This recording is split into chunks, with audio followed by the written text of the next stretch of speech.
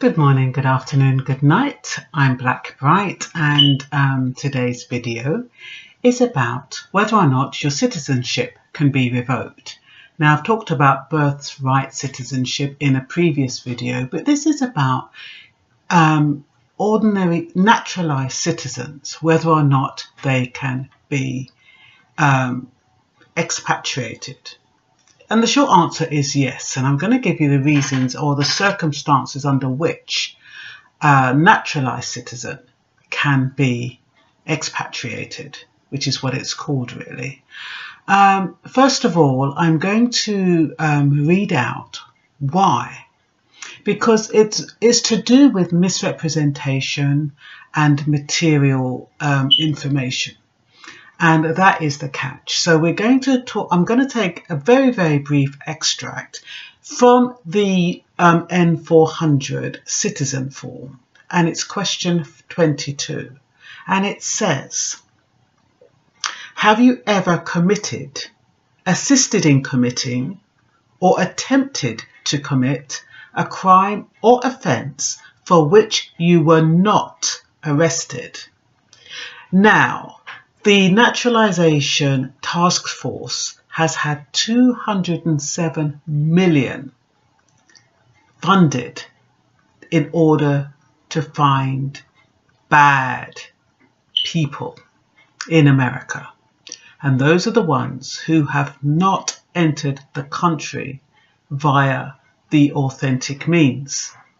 And what does that mean? We have, how many do we have? 815 people were deported at some point, and they came back in the country under false identity. When they came in under false identity, they married American citizens. And when they married American citizens, oh, it's an awful noise. When they married American citizens, let me just switch that off. Sorry about that. When they married American citizens, it meant that they could go through that process. And at that point, they didn't have all the technology that they did now.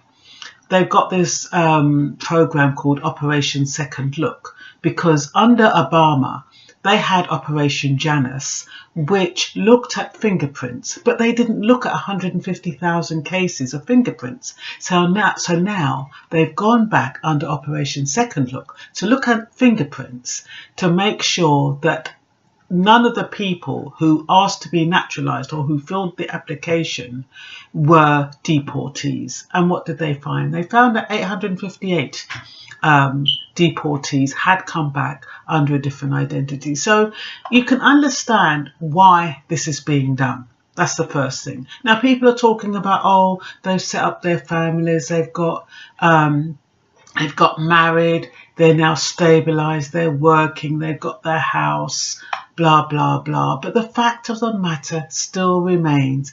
They came in illegally. And this is no longer a family-based approach. It is a merit-based approach. And if you haven't got, like, you can buy your citizenship or buy your green card if you've got money. I think it's $500,000 to $1 million. If you want to invest in the country for 2 to 3 years, you can do that. But who's got that kind of money? So a lot of people have come in through the back door, and it's going to come and bite them on the bum, because if they have lied or concealed anything under that text that I gave you about attempting to commit, you don't have to have been arrested. But if you haven't owned up to anything like that, you are at risk of being deported and being denaturalized.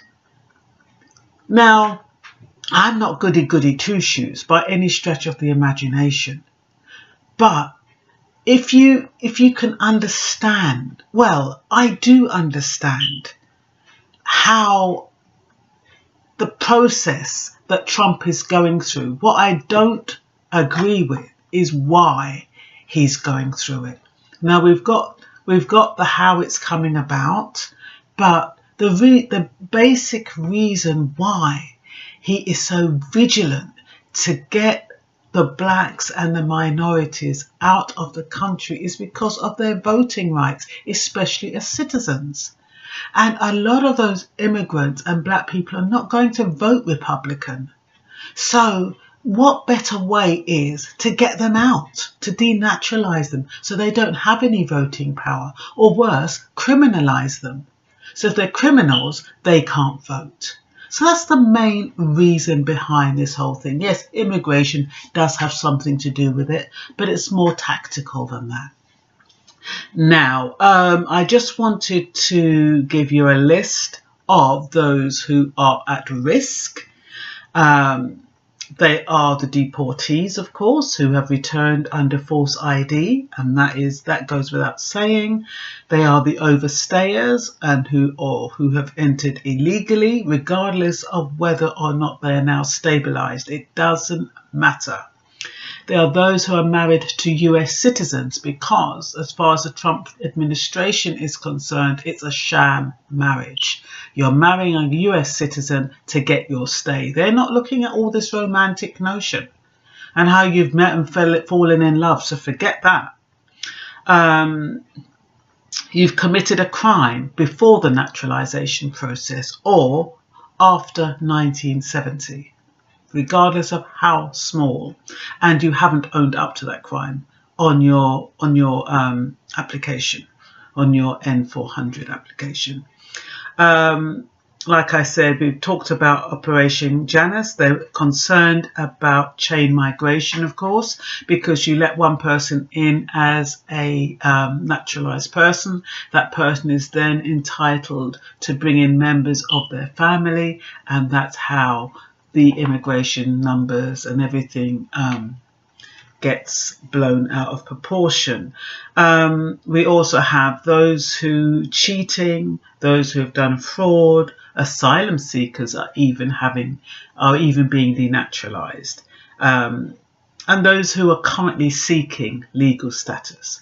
I mean, if you haven't got it already, you're going to have a tough time getting it, because if you don't have a lot of money to invest in the country, they don't want poor people. They don't want hard-working people unless that hard work has shown that they are affluent. And yeah, I mean, when you think Ivana Trump, and I think Donald Trump has got a lot of these tips from Ivana Trump, because remember, she married 2 people in Canada.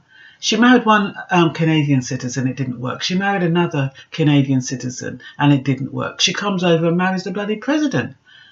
If she didn't get a citizenship from Canada, she wouldn't have been able to come into America. So what does that tell you? So I'm sure she must have disclosed a lot of information why Trump knows about that tactic and why he's using that route. So I don't want to labour this too long, but suffice this to say, if you come into, I think a lot of people have got a bit worried, because it's when you're filling up these forms and you want so much to get into, want anything, whether it's to get into the US, whether it's to find a husband, or whether it's to get a job, sometimes you don't disclose information that you feel is going to make a negative, is going to have an adverse impact on your application. It's human nature. You know what I mean? I mean, if I went for a job and they say, have you committed any crime? I'm not going to say, oh, you know, I didn't pay my parking ticket and, you know, I've got a few parking tickets. Or that I missed a red light. You know what I mean? Even though you know in your heart that that is criminal behaviour. It's not something you're going to disclose willingly unless the job relates to something like that. And it's important. Like if I was going to go and work for the police force, it's very important. But if you're going to be a cleaner or whatever, what relevance is that really? But it's relevant when you are now in the denaturalization process. I mean, when you think about China, China's got this hyper surveillance system. And if you haven't paid if you've paid late on any bill, you are then isolated. You can't get on the buses, you can't use public transport, you can't get any credit, you know, it's difficult to find places to live. And that's for unpaid or late paying loans.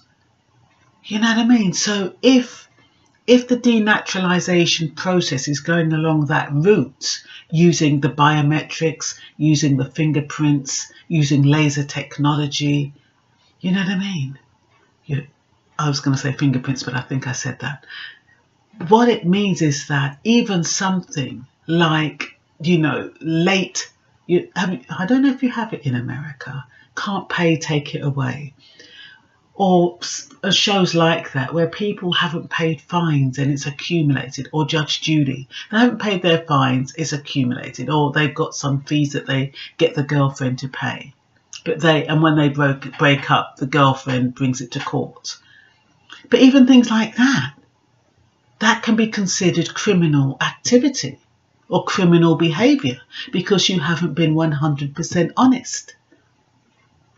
So it's not good news if you have got your citizenship through less than honest means. It's not good news because they are going to find you. Otherwise, alternatively, you're going to move in hiding. You're going to always have to be watching your back.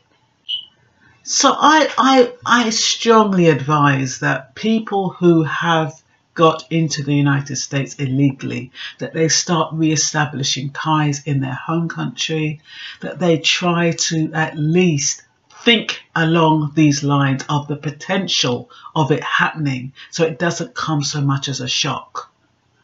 You need to do something, peeps. This is not a joke. Anyway, that's all for now, and I hope you found it useful. Bye-bye.